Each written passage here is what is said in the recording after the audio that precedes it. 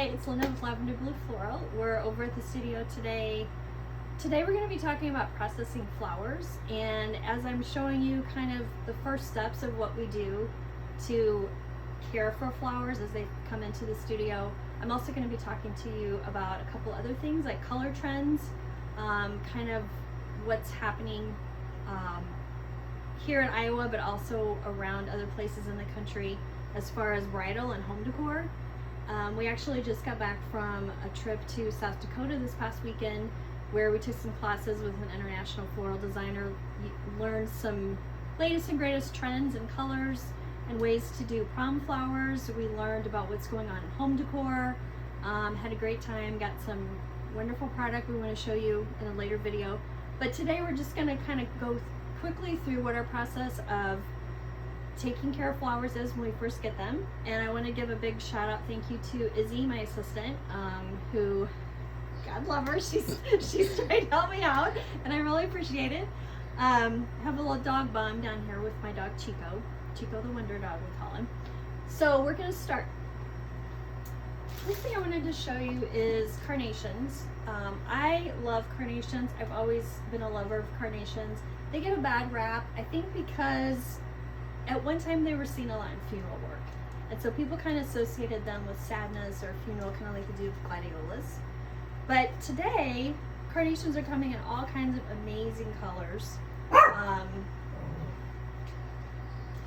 and this color of these mustard carnations is actually one of the very trendy colors. Mustard and gray are actually the two Pantone color trends for the year. So you're going to see a lot of that coming up in home decor, and then to follow will be bridal and even into some prom work. So look for that.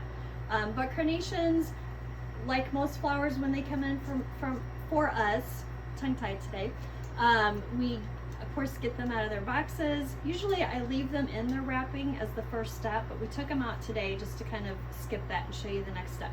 So we start with our grouping of flowers, and we've pulled off the rubber bands and things that keep them tightly bound together. Kind of want them to have a little bit of air as they open.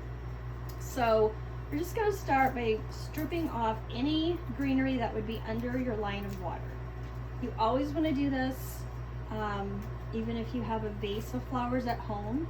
Number one thing, more important than food, even fresh water, anything, is make sure there's nothing that will be decaying and causing bacteria under your water line. So what we're going to do, we stripped off the greenery at the bottom. We're going to give them a little bit of an angled fresh cut. This liquid that I have down here is called Quick Dip, and it actually is a solution that in just a few seconds of a dip will help the water and food that I'm going to put them in to run up the stem and feed the water and keep it hydrated. So we've dipped them here quickly, and now we're going to put them into our fresh water. We always have some food in our water. I'm going to use my stems to kind of stir that around a little bit. This is real life, people, okay? Hey, Linda at Lavender Blue Floral here. We are going to go on and continue with processing some flowers today and talking a little bit about what is trending in colors. The next flower that we're going to look at is Alstroemeria. This is another flower that kind of gets a bad rap because it's often what you find in things like the bouquets from the grocery store. I can say anything else about that, but I think you get my gist. So Alstroemeria, if they come in nicely, they actually are a very long-lasting addition to an arrangement. It's sort of an accent. Sometimes I will use them. But they come with a lot of ugly greenery. It usually gets pulled off as we actually put it into a bouquet.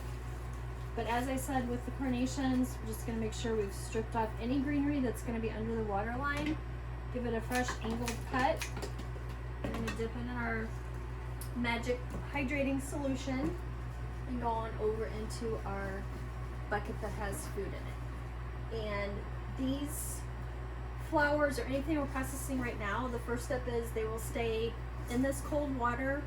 They'll actually go right into my cooler to start. Different florists do different ways, but this is how it has worked best for us over the years. So these guys will swim in here for a while. They'll go in the cooler, stay nice and cool, start to take up water and food. And within a few hours or so, we can start to work with them a little bit if they are going into an arrangement or a bouquet, and then continue their hydrating process from there. So that is it for today. I really appreciate you guys stopping by the studio. It's a mess, but like I said, this is real life, people.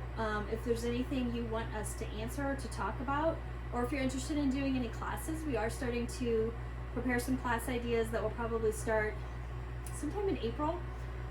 We do have a place now that we can hold some classes, and so please reach out. You know, any feedback that you have, questions you have, things you want to learn about, or if we talk about things that you don't find interesting, even tell us that, because we want it to be fun, but we also want to provide some education and some behind the scenes and kind of talk about what really goes on behind the bench of a florist shop. Thanks so much. Peace out.